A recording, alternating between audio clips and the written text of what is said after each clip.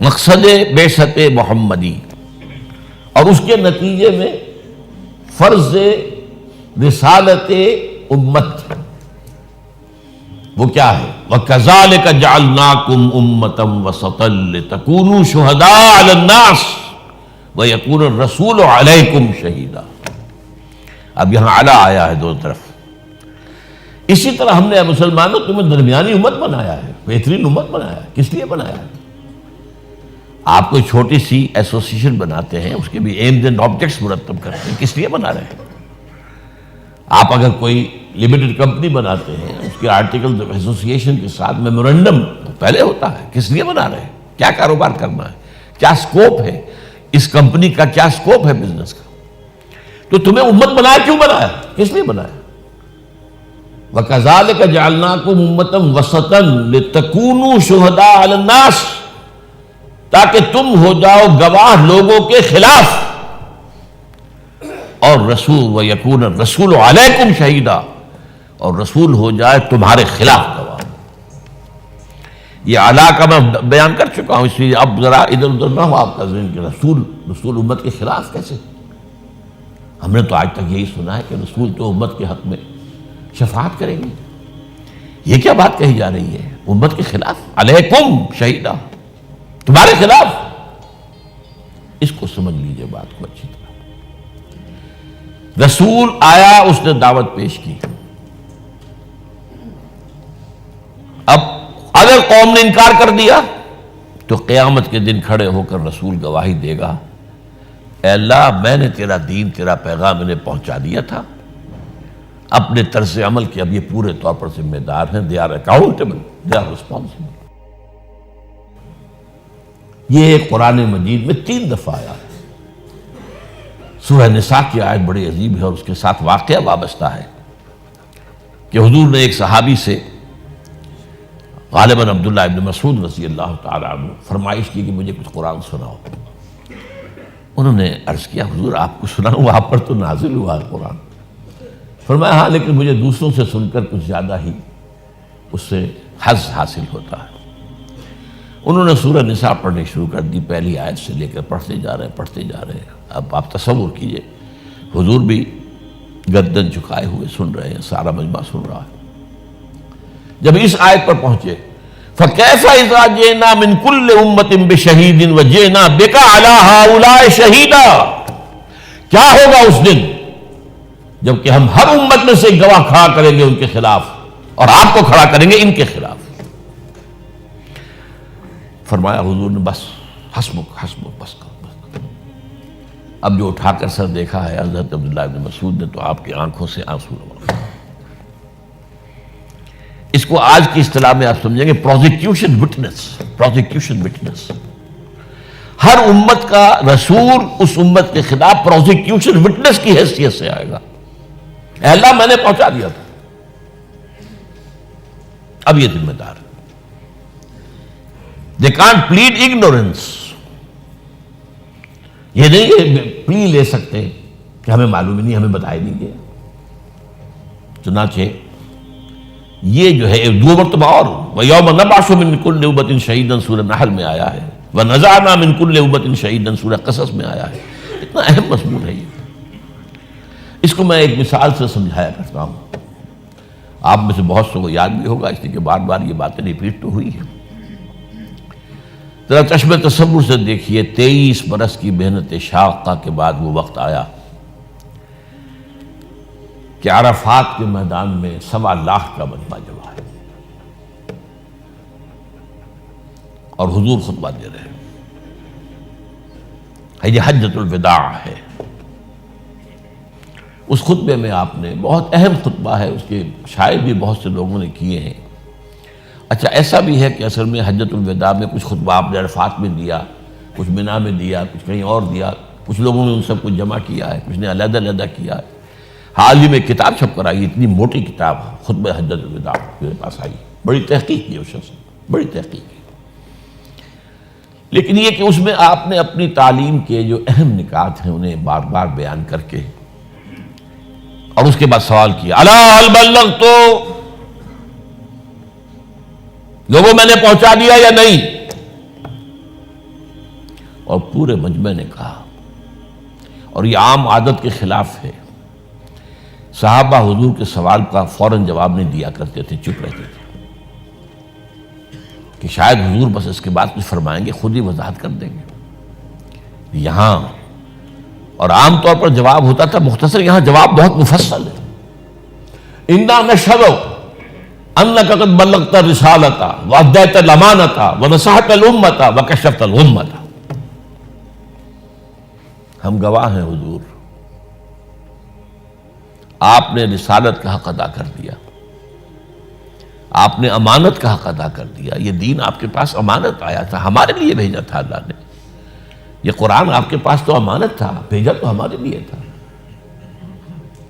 آپ نے امت کا حق نصیحت، حق خیر خواہی ادا کر دیا۔ آپ نے گمراہی کے بادل، گمراہی کے اندھیارے ختم کر دیے۔ ہم گواہ ہیں۔ 3 دفعہ حضور نے سوال کیا، الا هل بلغت، اور 3 دفعہ جواب، انا نشهد انك قد بلغت الرسالة ونصحت الامة وكشفت الغمة۔ یہ 3۔ اس کے بعد اب آپ نے آسمان کی طرف نگاہ اٹھائی اور انگشت شہادت سے اشارہ کیا، پہلے آسمان کی طرف پھر لوگوں کی طرف۔ اللہم اشہد، اللہم اشہد، اللہم اشہد، اے اللہ تو بھی گواہ رہے۔ یہ گواہی دے رہے کہ میں نے پہنچا دیا۔ اسی کا نقشہ وہاں ہوگا جب امت محاسبے کے لیے آئے گی، نبی سے پوچھا جائے گا آپ نے پہنچا دیا تھا کہ نہیں؟ کہ میں نے پہنچا دیا تھا، اے اللہ انہوں نے گواہی دی تھی، میں ان سے گواہی لے کر آیا تھا، میں نے پہنچانے کا، تبلیغ کا حق ادا کر دیا تھا۔ اس کا ایک پہلو اور ہے بڑا باریک سا، جو آپ اس بات سے لوگ جو ہیں شاید اس بات کو پسند بھی نہ کریں۔ ہمارے کوئی اپنے اپنے تصورات ہیں جو ہم نے گھڑے ہوئے ہیں۔ کیا رسول سے بھی مواخذہ ہو سکتا ہے؟ سورہ اعراف کی آیت نمبر 6 ہے، فَلَنَسْأَلَنَّ الَّذِينَ أُرْسِلَ إِلَيْهِمْ وَلَنَسْأَلَنَّ الْمُرْسَلِينَ۔ ہم پوچھ کر رہیں گے ان سے بھی جن کی طرف ہم نے رسولوں کو بھیجا، اور پوچھ کر رہیں گے رسولوں سے بھی۔ ہیں تو اللہ کے بندے نا آخر۔ وَنَشْهَدُ أَنَّ مُحَمَّدًا عَبْدُهُ وَرَسُولُهُ، عبدیت پہلے، رسالت بعد میں ہے۔ اب اس کی مثال کیا ہے جو میں نے بارہا دی ہے۔ اگر آپ اپنے کسی عزیز کو پیغام بھیجتے ہیں کسی کے ذریعے، بھائی کل شام تک ذرا یہ کام ضرور کر دینا، ضرور کر دینا ورنہ میرا بڑا نقصان ہو جائے گا، وہ کام نہیں ہوا، آپ کا نقصان ہو گیا، آپ غصے میں بھرے ہوئے گئے اس کے پاس، خدا کے بندے میں نے تمہیں یہ پیغام بھیجا تھا، تم نے یہ کام نہیں کیا۔ آگے اگر وہ یہ کہتے بھائی مجھے تو آپ کا پیغام کسی نے پہنچایا ہی نہیں، آپ پتاشے کی طرف بیٹھ جائیں گے کہ نہیں؟ غصہ کہاں رہا؟ اب غصہ کس پر آئے گا؟ اس پیغامبر پر۔ اللہ کے بندے میں نے تیرے ذمہ یہ کام لگایا تھا، تم نے نہیں پہنچایا، میرے رفتار کے ذمہ دار اب تم ہو۔ یہ ہے وہ ٹرائنگل۔ ہم پوچھیں گے رسولوں سے بھی تم نے پہنچا دیا تھا کہ نہیں؟ اللہ ہاں، اللہ جانتا ہے، لیکن یہ تو ہے نا جیسے کہا جاتا ہے کہ justice should not only be done, it should appear to have been done۔ ویسے تو اللہ کے علم میں ہے میں نے کیا کیا، آپ نے کیا کیا، حساب کی ضرورت کیا ہے، حساب کتاب کی ضرورت کیا ہے؟ کیا اللہ کے علم میں نہیں ہے؟ ہر شخص کچھ لے کر آیا اللہ کے علم میں، لیکن نہیں، justice has to appear to have been done۔ آؤ لاؤ، کوئی تمہارے پاس اگر عذر ہے لاؤ، پیش کرو، دلیل ہے تو لاؤ، ہاتھوں برہانہ کرو۔ تو اس میں اب رسولوں سے پہلے پوچھا جائے گا، یہی اسی کا نقشہ ہے سورہ مائدہ کے آخر میں، اے عیسیٰ ابن مریم کیا تم نے کہا تھا ان لوگوں سے کہ مجھے اور میری ماں کو بھی اللہ کے سوا خدا بنا لینا؟ کس قدر سخت انداز میں، پرجلال انداز، انت قلت للناس، وہ کہتے ہیں اللہ میں نے ہرگز نہیں کہا، میں نے تو وہی کہا تھا جس کا تو نے مجھے حکم دیا تھا۔ تو یہ ہے اصل میں شہادت۔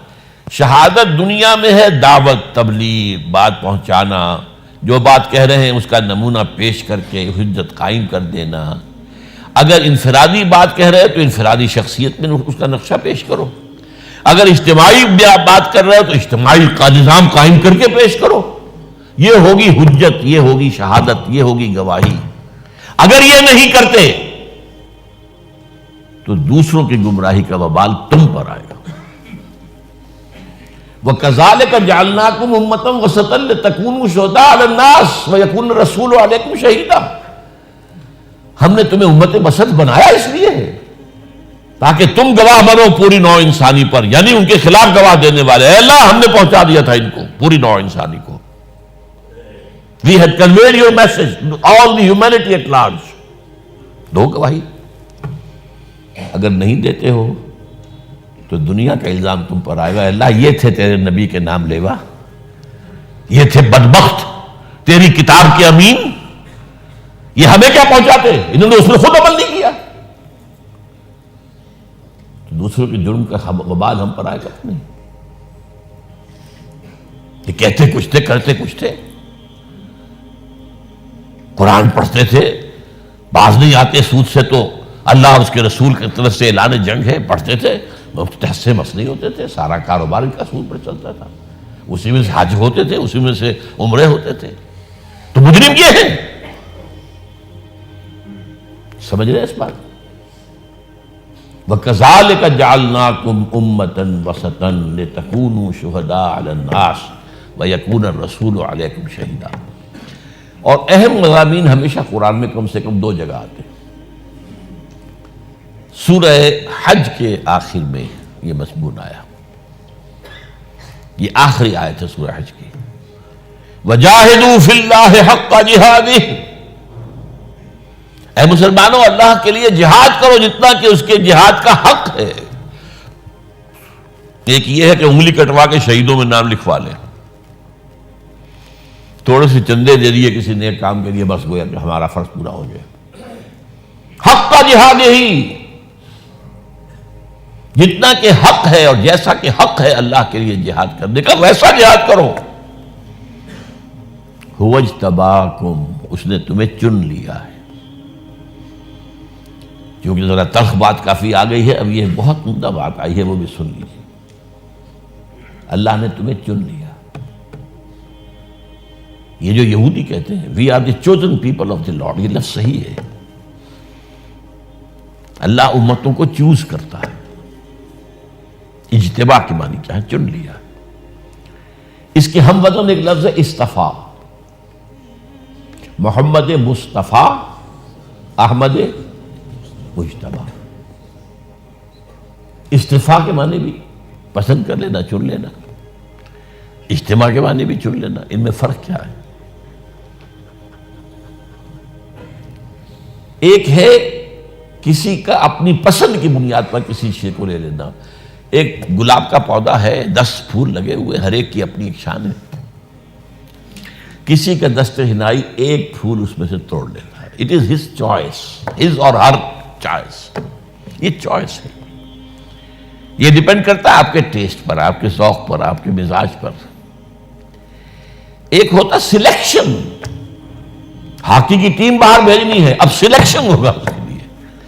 وہ پسند ناپسند کی بات نہیں ہوگی، اس میں تو سلیکشن ہوگا. یہ سلیکشن ہے اجتباع، وہ چوائس ہے استفاء. اور سورہ حج کے آخری رکوع میں دونوں لفظ آئے ہیں. اللہ یصطفی من الملائکۃ رسلا ومن الناس. اللہ پسند کر لیتا ہے فرشتوں میں سے بھی اپنے رسول اور انسانوں میں سے بھی. اب یہاں لفظ جو ہے رسول فرشتے کے لیے آیا ہے، بڑا عجیب ہے. یہ دو لنکس ہیں رسالت میں. اللہ سے لیا فرشتے نے، پہنچا دیا رسول کو، رسول نے پہنچایا لوگوں کو. تو یہ اللہ سے اور عوام الناس تک بیچ میں دو لنکس ہو گئے. اللہ یصطفی من الملائکۃ رسلا، فرشتوں میں سے جبرائیل کو چن لیا، انسانوں میں سے محمد کو چن لیا، یا موسیٰ کو چن لیا، یا عیسیٰ کو چن لیا. یہ ہے استفاء. اللہ یصطفی من الملائکۃ رسلا ومن الناس. یہ دو لنکس بیچ میں ہوئے.